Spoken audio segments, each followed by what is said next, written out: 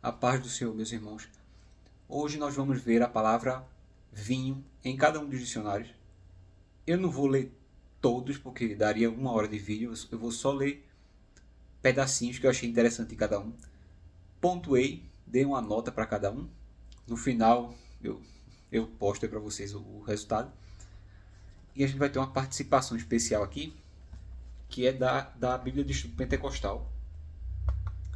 Porque ela é digamos assim, é a principal fonte que eu encontrei que vai defender que vinho seja suco de uva. Né? Todos os outros dicionários vão dizer que vinho é vinho. Tá? Só o Wycliffe que vai dar uma leve, sabe? Vai flertar ali com suco de uva, mas todos vão dizer que vinho é vinho, que vinho é alcoólico, que é fermentado. Só ela vai dizer o contrário, então a gente vai refutar usando os dicionários, né? Usando todos os dicionários. Isso não quer dizer que a Bíblia seja ruim, tá? Tem vários erros aqui, mas não quer dizer que a Bíblia seja ruim. Porque é um tema sensível para eles, então eles vão mentir mesmo. Vão mentir na cara de pau. Né? Mas de resto ela é boa. Tá? Tirando os momentos onde se toca nesses assuntos sensíveis, né? Então, vamos lá, vou ler. Selecionei aqui algumas partes. Primeiro, ele vai citar Plínio e Columela. São dois autores mais ou menos ali do século I. Columela, ele vai fornecer um método para preservar o suco de uva, que normalmente era selado dentro de um jarro. O suco era colocado dentro de um jarro, era selado, betumado, e ele ficava enterrado a mais ou menos uns 3 palmos da terra, coberto, tá, com uma sombra, ou cavava-se uma piscina, né, e o jarro ficava submerso. Esse resfriamento e a falta de contato com o ar fazia com que permitia a preservação do suco de uva. Esse é um dos primeiros argumentos que a Bíblia do Estudo Pentecostal vai trazer. Qual é o problema com esse argumento? A citação de Columela está certa, só que ele omite o que Columela diz em outros livros. Então, o próprio autor vai dizer que a intenção não é preservar o suco de uva, e sim preservar o vinho sem que ele fique muito forte, nem muito fraco. Porque se não fosse preservado, o vinho virava vinagre muito fácil. Até hoje é assim. Eu compro um quinta do Morgado, boto na geladeira. Trouxe um aqui para mostrar para vocês. Depois do tempo ele tá azedo. Demora, começa a ficar ruim. Tá? Na geladeira, né? Então, ele omite essa parte. Seja, ou omitiu por má fé, ou porque não conhecia o restante dos textos de Columela. Não sei. Né? Porque, qual foi o que é que ocorreu aqui? Tá. Depois ele vai dizer, ele vai citar alguns versículos onde vinho certamente é suco de uva. Só que esses textos não servem para dizer que vinho é suco de uva. Então, por exemplo, fala-se do lagar do vinho. Lagar do vinho não significa que o que sai do lagar imediatamente é vinho. Significa que ali se produz o vinho. Então, assim, todos os versículos citados padecem desse mesmo erro. Então, se fala da uva que produz o vinho. A uva produz o vinho. Não significa que o que você espreme imediatamente é vinho. E por aí vai. Então, eu não vou citar todos. Há muito tempo atrás, com os meus amigos, eu já tinha dito a eles que essa Bíblia tinha vários erros nesse artigo teológico, nesse artigo sobre o vinho.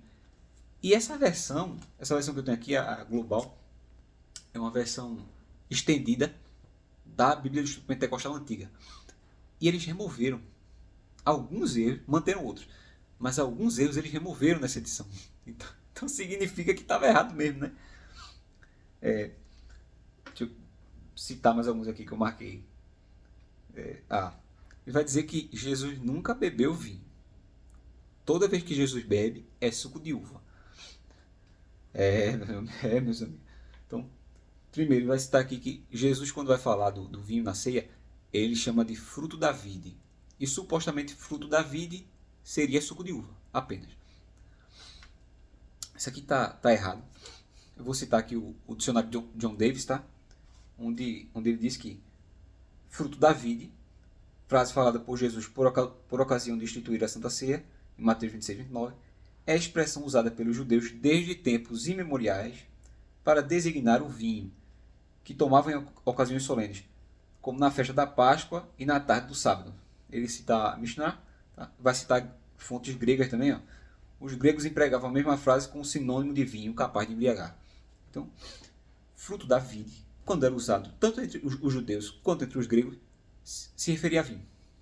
Então, ele faz uso ou do grande desconhecimento dele, da expressão fruto da vide, ou então de como soa no português. Né? Porque no português, fruto da vide, né, talvez seja suco de uva, mas nos tempos bíblicos não era. Então, aqui, se você chegou até aqui, você vai ser presenteado. Agora, olha esse argumento. Na Páscoa, Deus não permitia nada fermentado.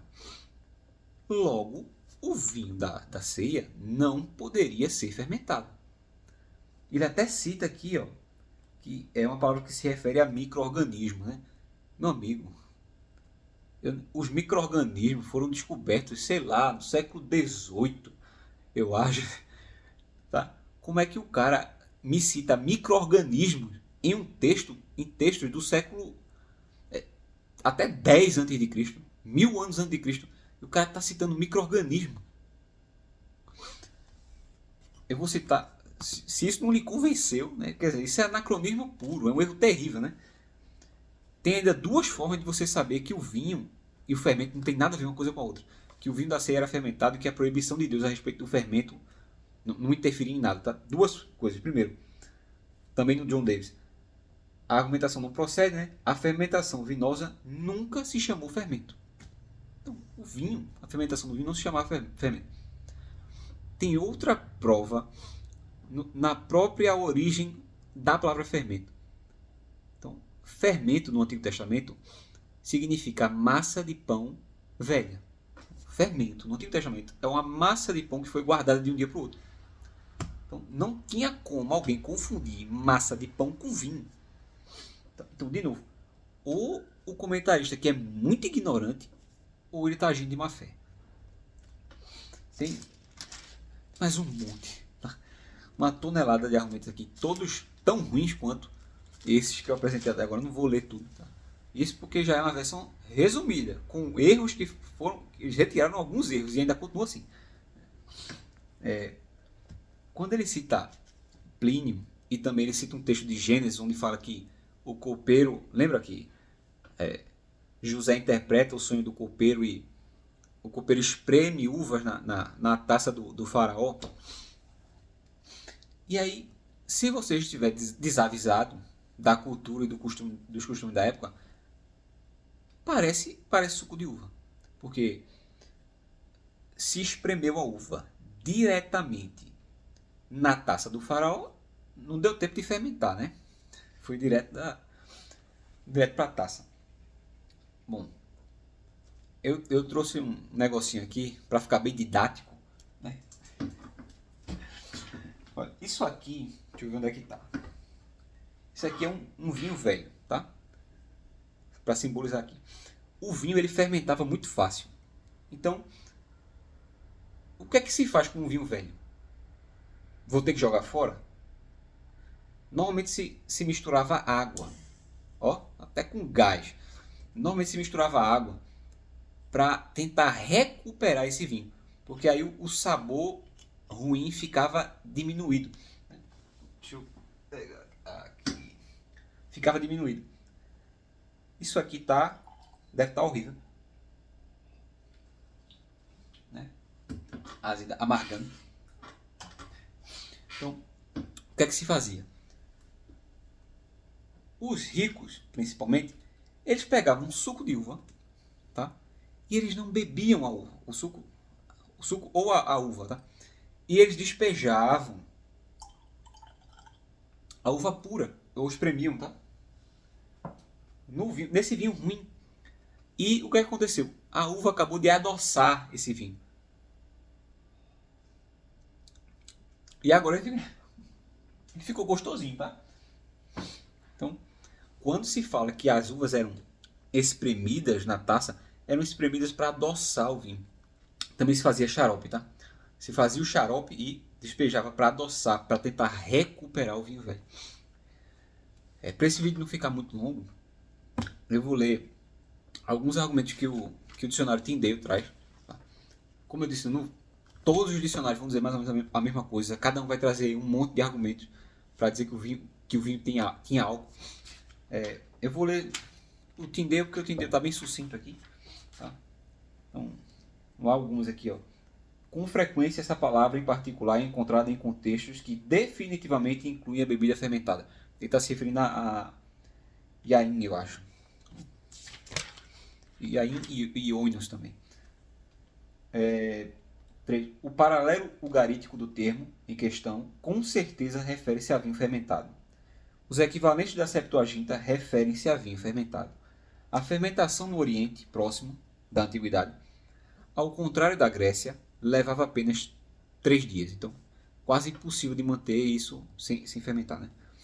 A Mishnah não fornece evidência da prática de ter havido vinho não fermentado. Ou seja, talvez os judeus nem conhecessem.